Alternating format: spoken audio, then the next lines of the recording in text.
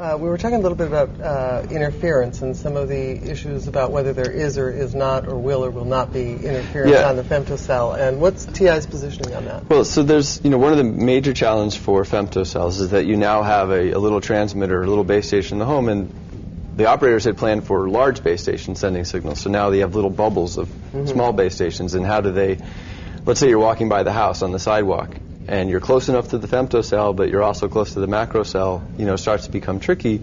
So there are a lot of challenges to interference. And I think some of our competitors have taken a strategy to cost-reduce femtos as low as possible and claim that they have solved all the interference problems.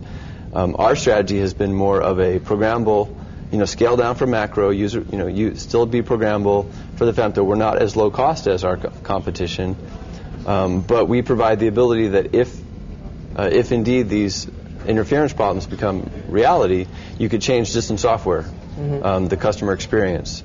Whereas I think some of the other devices in the market probably can't do that.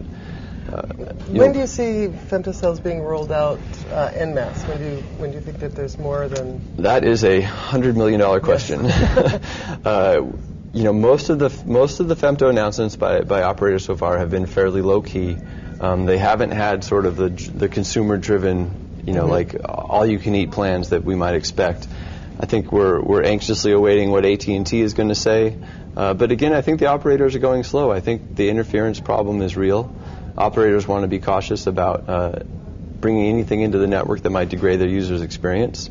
So I think we'll see a slow, steady growth over the next couple of years rather than sort of the explosive growth that I think a lot of people predict or would like to see. But, and it may still happen. We'll have to see. Good. Well, thank you for your time. I appreciate talking to you. Thank you very much.